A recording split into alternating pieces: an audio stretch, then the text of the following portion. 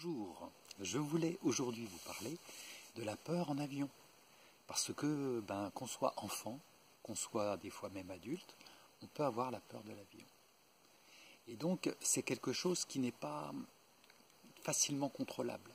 On a peur. C'est aussi notre corps qui réagit. Si par exemple, on sent des choses anormales, on est en alerte. C'est normal, c'est pour protéger le corps. Puisque quand il y a des choses qui sont anormales, il faut que le corps réagisse, autrement on peut se mettre en danger. Donc notre corps est habitué à fonctionner comme ça. Il y a quelque chose d'anormal, il y a des bruits, ou il y a des secousses, hop, on a une réaction et c'est normal. Mais par contre, ce qui des fois nous gêne, c'est quand ça nous met dans la peur. C'est quand l'émotion monte trop fort. Donc on va regarder un petit peu ce côté de l'émotion qui est trop forte. On va laisser passer la voiture. Salut! Voilà. Alors, déjà, une première chose, un avion, quand ça décolle, c'est sur le sol. Les roues sont sur le sol. Donc, si le bitume, si la route de la piste de décollage est un petit peu bosselée, ça arrive dans certains aéroports, on sent les irrégularités du sol et donc on sent quelques vibrations. Surtout quand on va quand même à 200 km/h, 250, ça va vite. Donc les petites irrégularités du sol, on peut les ressentir. L'avion est lourd et il a des petits trous. Ce n'est pas des grandes roues de tracteur non plus. Enfin, si, c'est quand même des grandes roues, mais disons, elles sont petites par rapport à la grandeur de l'avion.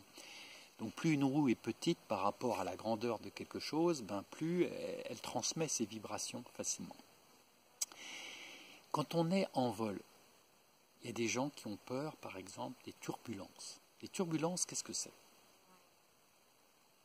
Il fait trop chaud. Voilà, juste vous préciser que cette vidéo que je prépare sur la peur en avion, je la fais à destination principalement des enfants et donc je donne un peu plus d'explications. C'est pour ça que la vidéo est un peu plus longue. Et puis, désolé pour par moment, il y a trop de lumière, moins de lumière, l'éclairage, il y a une adaptation, si je suis proche de l'objectif ou pas. La luminosité varie beaucoup sur la vidéo. Donc c'est un petit peu gênant, mais bon, voilà. Bon, là, ça va mieux, parce que le soleil, là, dans les yeux, c'était trop dur. Je commence à voir, là, le visage qui chauffait méchamment. Donc, je parlais des irrégularités généralement, sur les pistes de décollage, on ne sent pas grand-chose. Le décollage, simplement, il y a un moment donné où on sent qu'on est sur le sol, et puis à un moment donné, hop, on sent qu'on est dans l'air.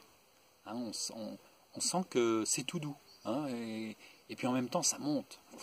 C'est comme à la fête foraine quand ça monte raide. Voilà. Donc il y a une sensation assez agréable où on monte très vite. Et c'est sympathique. Ça, c'est un moment que je trouve personnellement très agréable. Après, quand on est en vol, vitesse stabilisée, on est à 900 mètres d'altitude, ou plus, ou moins, et le vol se passe normalement. On va parler toujours de l'avion qui avance et qui se trouve dans les airs. Il ne roule pas sur la route, c'est clair, mais avec ses ailes, il glisse sur l'air. Et on se rend bien compte que l'air, c'est pas quelque chose qui est tout doux.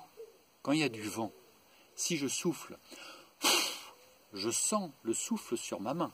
On est d'accord. Pourquoi? Parce que j'ai mis de la pression. Il faut se dire que quand le ciel est bleu, là, vous avez vu tout à l'heure au début de la vidéo, le ciel est bleu, il n'y a pas beaucoup de vent. Et quand vous volez dans un ciel bleu comme ça, vous avez l'impression que vous roulez sur... tout se passe bien. L'avion, vous ne sentez rien. Maintenant, si vous traversez quelques nuages, dans les nuages, il y a des changements de pression. Ça veut dire qu'il y a un peu comme des souffles comme ça. Et ça fait que l'aile, quand elle passe sur ces changements de pression, eh bien, ça fait des irrégularités. Ces irrégularités sont un peu comme dans une fête foraine, quand vous avez la petite voiture dans les montagnes russes qui fait... c'est la première fois que vous le ressentez, peut-être, aussi violent, et donc ça vous fait un peu peur. En avion, c'est pareil, quand on ressent ces bosses, on a l'impression d'être dans des bosses très dures, quoi, comme si avec une voiture on passait dans des trous et qu'il y avait vraiment danger, quoi. Mais il n'y a pas danger. Il faut vous dire que quand vous sentez que l'avion fait des secousses très méchantes, il n'y a jamais eu d'accident lié à ça, c'est-à-dire à ces turbulences. Ça s'appelle des turbulences, des changements de pression dans l'air. C'est comme les bosses sur la route, mais c'est dans les airs. Et c'est donc... hop, il y a de la lumière, voilà. Faut que je me mette là comme ça, la lumière se fait mieux. Voilà, ces changements de pression dans l'air, ça fait peur la première fois, mais il faut tout de suite se dire, avec la raison, qu'il n'y a jamais eu d'accident avec ça. Jamais un accident d'avion ne s'est passé avec des turbulences comme ça. Donc, si on ne sait pas ce qui se passe, qu'est-ce qui se passe? On se dit attention, là, il y a des choses qui se passent, c'est dangereux, qu'est-ce qui arrive? L'avion, il va éclater en 1000 morceaux, c'est pas possible, qu'est-ce que j'ai peur, je vais mourir. Enfin, il y a plein de choses qui peuvent commencer à venir, et là, c'est l'émotion. C'est une émotion de peur, d'angoisse, et là, on part à fond. Et là, c'est mauvais, parce que ça n'est pas vrai. Mais ce qui est vrai, c'est que le corps vit des choses qu'il ne comprend pas et il se met en alerte. Et c'est normal qu'il se mette en alerte parce qu'il se dit attention, là, il y a des choses anormales, donc il réagit. Donc faire la part des choses, c'est-à-dire comprendre qu'il y a ce qui se passe dans l'avion et dans les airs avec les nuages ou avec les orages et ce qui se passe dans notre tête au niveau des émotions. Les émotions, ça apporte beaucoup de bonheur, mais ça peut être très très désagréable. Et en avion, si on ne comprend pas certaines choses et qu'on reste sur le cerveau au niveau des émotions, le vol peut être désagréable. Alors qu'on va arriver, tout se sera bien passé, mais on aura pu être vraiment très très mal à l'intérieur si on laisse les émotions prendre le dessus. Donc il y a quelque chose qui aide des fois quand on a ces émotions qui viennent un peu, c'est d'avoir un papier, un crayon, et on note, on écrit. C'est-à-dire on écrit « j'ai un peu peur, mais je sais que l'avion est sans danger par rapport à la voiture ». Le fait d'écrire, ça nous met dans le côté alors c'est le cortex, c'est une partie du cerveau qui est plus dans les faits, c'est-à-dire on reste dans les faits. On peut se raccrocher davantage à ce qui est, c'est-à-dire l'avion est sûr. Et là, je suis sur des bosses d'air. Il n'y a pas de danger.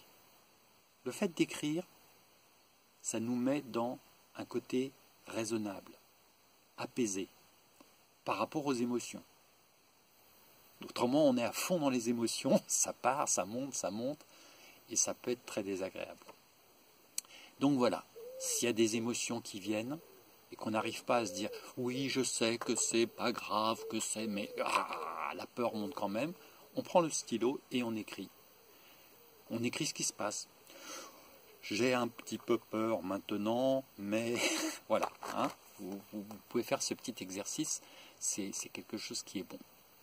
Si vous êtes avec quelqu'un, je ne sais pas, votre petit frère, votre sœur ou quelqu'un de proche, votre maman, papa ou votre ami, vous lui tenez la main en tenant la main, qu'est-ce qui se passe? Le stress qu'on a eu avec les turbulences ou des choses comme ça qui se sont transformées en peur parce qu'on n'a pas pu contrôler ça. C'est une hormone, c'est quelque chose, c'est une chimie en nous qui fait que ça monte. Et quand on tient la main de quelqu'un, eh ben c'est une autre chimie qui se met en route, c'est une autre hormone. Elle s'appelle l'ocytocine. Elle est jolie, hein, ocytocine. Et cette ocytocine, quand on tient la main de quelqu'un, eh bien, elle vient apaiser, elle vient diminuer, enfin, elle apaise notre stress, et parce qu'elle diminue l'hormone du stress. Ça a un effet inverse. Donc voilà, c'est aussi un moyen de calmer cette montée des fois que l'on peut avoir si on a un petit peu de peur qui vient. Voilà. Alors maintenant, on va parler un petit peu aussi de pourquoi les gens ont peur en avion. C'est bizarre quand même, parce qu'il n'y a pas d'accident, il n'y a pas beaucoup de morts, vraiment très très peu de morts par rapport à la voiture. Et pourtant les gens ont peur. Alors, quand on est en voiture, on connaît un peu le fonctionnement. On voit qu'il y a la route, on voit que s'il y a un trou, ben hop, la voiture elle fait ça. On peut vérifier. En avion, on ne connaît pas grand-chose. On ne voit pas trop. On entend des bruits aussi dans l'avion. Moi, la première fois que j'ai pris l'avion, j'ai entendu des bruits bizarres. Je me suis dit, oh là là là, là, il y a quelque chose, c'est pas normal, quoi. Et en fait, c'était peut-être le circuit hydraulique, un circuit hydraulique, pour ramener, vous savez, il y a les roues. Bah, quand l'avion a décollé, les roues, elles doivent être rentrées pour éviter de faire une prise au vent, de ralentir l'avion. Donc elles sont rentrées. Pour les rentrer, il y a des mécanismes hydrauliques qui sont un peu bruyants. Ça fait vraiment du bruit, quoi. Et quand on ne sait pas, eh ben, on se dit, ouais, tiens, c'est bizarre quand même. Et hop, le petit côté, oh, c'est bizarre, ça fait un petit peu peur quand même. C'est-à-dire que j'avais pas la peur qui venait, mais j'avais un stress. Je me disais, hop, hop, hop, c'est quoi ça? C'est-à-dire, j'étais en alerte. C'est pas agréable, mais maintenant je sais. Et j'ai appris aussi, en regardant une vidéo, et je vous mettrai le lien de cette vidéo, qu'il y a des circuits hydrauliques aussi pour l'essence. Alors c'est le kérosène pour l'avion, c'est pas l'essence, mais il y a deux réservoirs, ils sont dans les ailes, et puis par moment, pendant le vol, eh ben, quand un réservoir est presque vide, par exemple, je sais pas, enfin, il change de réservoir. Et ce changement de réservoir, ça fait du bruit. C'est des commandes hydrauliques, tout ça. Et toutes les commandes mécaniques sont bruyantes. Et on les entend dans l'avion. Et quand on ne le sait pas, on se dit, waouh, c'est quoi ça? Voilà. Donc c'est bien de savoir. Généralement, dans l'avion, quand on a peur, c'est parce que on ne sait pas ce qui se passe. Et donc, on n'est pas rassuré du coup. Donc c'est pour ça, cette vidéo que je vous fais, c'est pour un petit peu que vous connaissiez ces choses que on n'a pas l'habitude. Et quand on n'a pas l'habitude, c'est pas toujours agréable parce qu'on se pose des questions, on n'est pas rassuré. Il y a autre chose qui se passe aussi avec l'avion, c'est que il n'y a pas beaucoup d'accidents d'avion, très très peu. Il y a énormément d'accidents de voiture, et pourtant on a plus peur en avion qu'en voiture. Parce que, alors ça c'est pour les adultes davantage, les accidents de voiture on n'en parle pas. On en parle bien sûr, mais on ne va pas en parler à chaque fois qu'il y en a un, parce qu'il y en a plein tous les jours. Mais voilà, on n'en parle pas trop, parce qu'autrement c'est déprimant aussi, quoi. Par contre, un accident d'avion, quand ça arrive, ça attire l'attention parce que ça faisait longtemps, ça faisait plusieurs mois ou ça faisait une année qu'on n'en avait pas entendu parler. Et donc là, les informations vont en parler, pourquoi il y a eu cet accident, qu'est-ce qui s'est passé, etc. Et puis là, c'est souvent 150, 200, 300 morts, et c'est pas quand il y a un accident qui a fait un mort et deux blessés, ou que dans la journée, il y a eu, je ne sais pas, pourtant il y a des dizaines de morts tous les jours sur les routes. Mais comme on n'en parle pas, et puis c'est, voilà, là c'est tout d'un coup, waouh, puis on se met à la place des gens, quoi, l'avion qui s'écrase, waouh, ça fait peur et tout ça, voilà. Mais en même temps, ça arrive presque jamais, quoi. Donc, voilà. Donc il faut savoir une chose, c'est que un accident d'avion sera 200 fois plus médiatisé, c'est-à-dire on va en parler 200 fois plus qu'un accident de voiture. C'est comme ça. Dans l'information, c'est comme ça que ça se passe. Un accident d'avion, on dit qu'il fait 200 fois plus de bruit, c'est-à-dire qu'on en parle 200 fois plus qu'un accident de voiture. Voilà. Qu'est-ce qu'on va dire encore? On va dire que les orages. On va revenir sur les orages. Un orage, ça fait du bruit, il y a les éclairs. Déjà sur Terre, c'est pas. Des fois, ça fait un peu peur.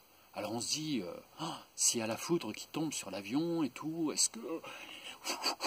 On peut avoir un peu peur de la foudre et tout. Il faut savoir qu'un avion, sur une année, il va voler beaucoup, hein, comme une voiture, ça roule beaucoup dans l'année. Il va se prendre 2 fois la foudre, chaque année. Et tout se passe bien. Parce qu'il est conçu, il est fabriqué pour pouvoir supporter la foudre. Et un avion, il est fait aussi pour traverser ces turbulences. Quand il fait comme ça, on a l'impression qu'il est en train de passer sur une route pleine de cailloux. Et j'ai appris justement que lorsque les gens sont dans les turbulences, et que ça bouge, vraiment ça bouge, hein, ils ont l'impression que l'avion il va dans des creux de plusieurs mètres, mais non, il ne fait pas des creux de plusieurs mètres, il ne vole pas comme ça. Il fait des creux de 20 cm, 30 cm, pas plus. Par contre, si on avait une tasse de café, elle serait là, elle irait au plafond. Hein. C'est comme ça, c'est-à-dire que les secousses sont, hop, je me remets dans la lumière un peu, les secousses sont fortes. Elles sont ressenties comme fortes, alors que l'avion, il va bouger de 20 à 30 cm. Hein, c'est quelques dizaines de centimètres, pas plus. Donc quand vous êtes dans les turbulences, vous vous dites, hey, tranquille, hein, on fait des petits bonds de 20 à 30 cm, hein, c'est pas méchant. Hein. Donc c'est bon à savoir aussi. Hein. Parce que les turbulences, c'est quelque chose qui est... C'est pas à chaque vol, mais voilà, c'est quelque chose qui est assez fréquent. Et c'est quelque chose que les gens n'aiment pas. Parce que ça bouge. Voilà. Les gens ont peur de l'accident, du crash, hein, l'avion qui s'écrase. C'est la première des peurs. Mais oui, mais en même temps, il n'y en a pas. Souvent. Vraiment pas souvent. On a dit qu'on en parlait 200 fois plus, donc ça fait 200 fois plus peur. Hein, on peut comprendre. Après, il y a les turbulences. On vient d'en parler, les turbulences, 20 cm, c'est pas méchant non plus. Après, il y a la peur de l'orage. On en a parlé aussi, la foudre et tout ça. Quand il y a l'orage, il y a les pressions d'air ne sont pas les mêmes, donc ça crée des turbulences et tout. Bon, voilà. On en a parlé, et les avions sont conçus. Ils sont même conçus pour traverser des turbulences qui ne sont même pas présentes sur Terre. Alors après, il y a quelque chose qui fait peur aussi, c'est ouais, mais si le moteur s'arrête, hein, il y a 2 moteurs, mais imagine, il y a un moteur qui tombe en panne, et ben l'avion il va tourner en rond parce qu'il n'a qu'un seul moteur, ou comment il va faire et tout ça, ça craint quand même, c'est pas très très très sûr ça. Et ben il faut savoir qu'un avion, quand il décolle, imaginons que son moteur de gauche, il coince, il ne marche plus. Eh ben, il peut décoller quand même avec un seul moteur, pas de souci. S'il est en vol, tout d'un coup, hop, il y a un moteur qui lâche, l'avion peut voler pendant des heures sur un seul moteur. Donc, c'est rassurant de savoir que ça arrive aussi de pouvoir voler que sur un seul moteur.